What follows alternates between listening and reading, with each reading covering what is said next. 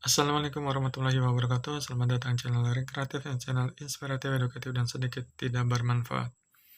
Oke teman-teman, kali ini kita akan membahas terkait isu global lagi yang dimana perang terhadap Iran melawan Amerika Serikat dan Israel itu sudah memasuki 1 bulan, dan kondisi perpolitikan dunia juga sudah gonjang-ganjing dan banyak negara-negara yang kolaps karena ditahannya kapal-kapal energi mereka di Selat Hormuz dan mereka tidak bisa melakukan transaksi pembelian bahan bakar, sehingga itu membuat perekonomian ataupun ya sirkulasi ya di negaranya terhambat. Ya, beberapa hari yang lalu, ya tanggal 30 mungkin ya, atau 29 bulan Maret 2026, warga Amerika itu melakukan demo besar-besaran, yaitu untuk menentang terkait rezim Donald Trump ataupun kepemimpinan oleh Donald Trump, yang dimana kepemimpinan Donald Trump ini dianggap sangat sudah kelewatan, yang sudah melanggar batas, yang sudah melanggar hak-hak demokrasi di setiap negara.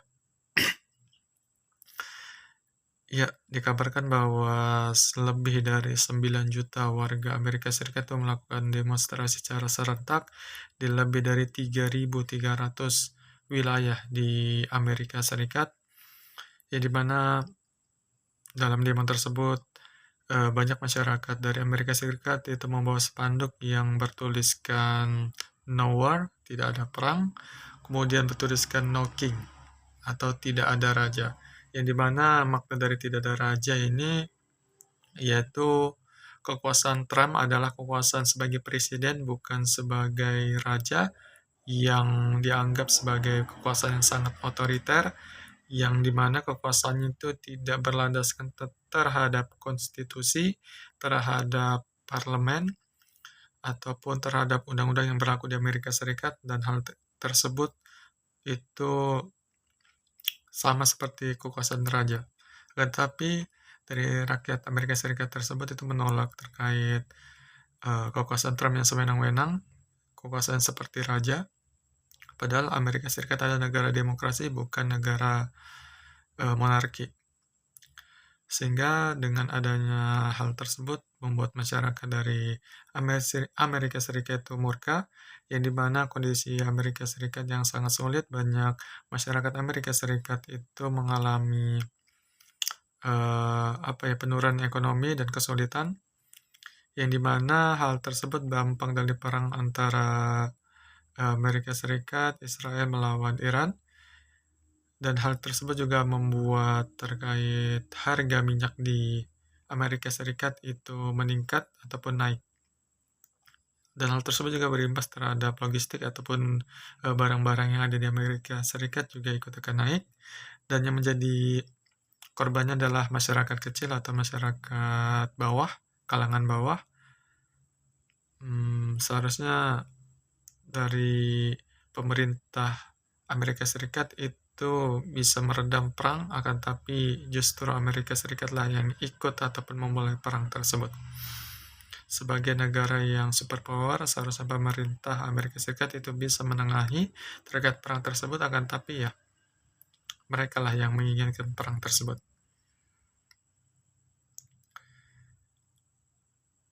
Dalam situasi yang sulit ini, Amerika Serikat dan seluruh masyarakat Amerika Serikat juga mengeluh terkait naiknya pajak, di mana pajak tersebut itu naik sangat drastis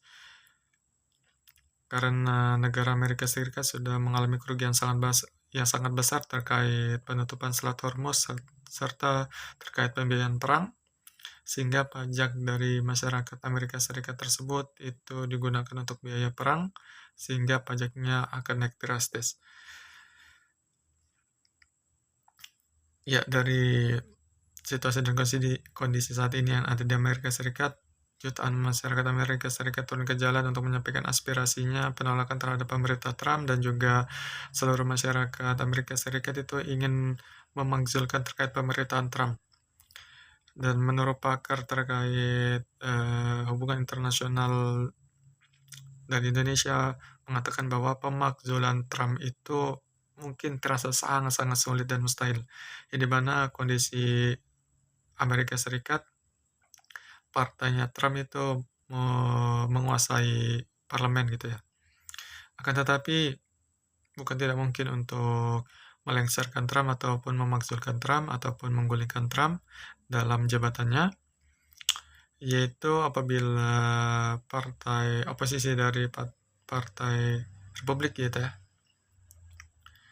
yang dimana menjadi oposisinya Trump, itu bisa memiliki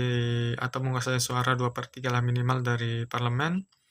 sehingga hal tersebut juga bisa menjadi langkah dalam pemakzulan Trump, yang dimana dalam proses legislasi sesuai dengan peraturan ataupun undang-undang yang ada di Amerika Serikat, itu harus memiliki ya minimal 2/3 suara dalam persetujuan untuk pemakzulan Trump terkait pelanggaran berat yang dilakukan oleh seorang presiden berupa korupsi, kemudian ada sabotase ataupun pelanggaran berat lainnya. Dan apabila hal tersebut itu bisa dipertanggungjawabkan, maka Presiden Trump itu seharusnya bisa digulingkan.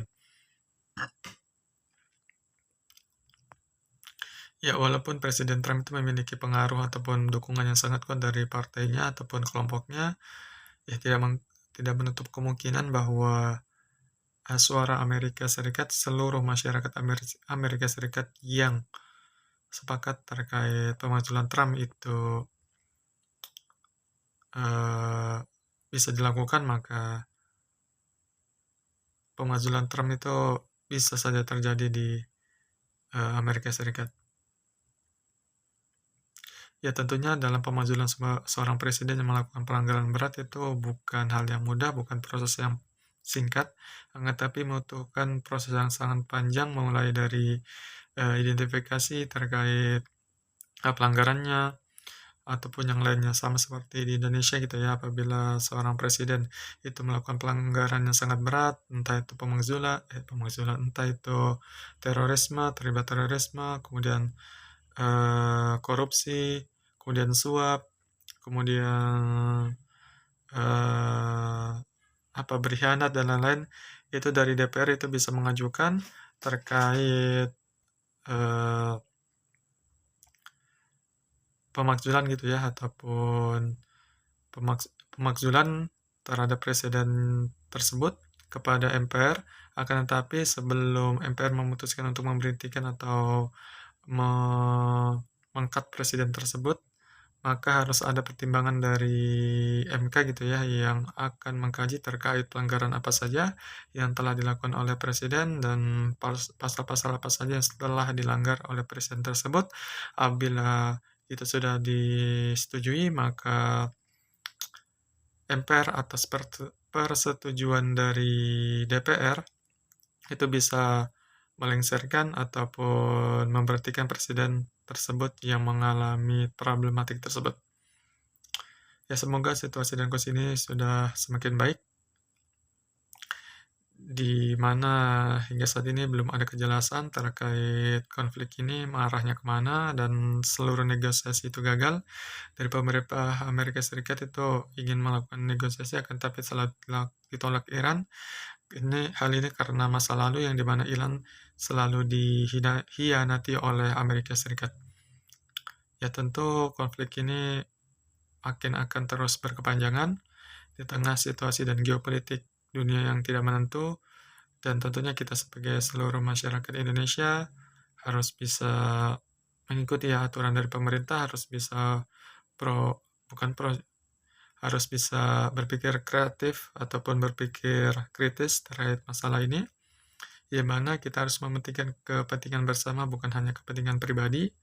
dan kita juga harus bersatu, kita juga harus bisa kuat melawan krisis energi ataupun krisis yang lainnya seperti masa pandemi COVID-19 di masa lalu. Dan kita pasti yakin kita kuat, kita bisa melewatinya bersama. Kita memiliki sumber daya alam yang sangat luar biasa, kita memiliki sahabat-sahabat negara yang sangat luar biasa, kita juga memiliki banyak potensi yang bisa digunakan sebagai alternatif bagi kita semua. Ya tentunya kita juga harus bisa menjalin komunikasi kerjasama terhadap negara-negara tetangga kita untuk saling menguatkan untuk melewati kondisi yang sangat sulit ini, dan tentu semuanya mungkin tidak terasa mudah untuk dilewati, akan tapi kita pasti bisa melewatinya. Semangat.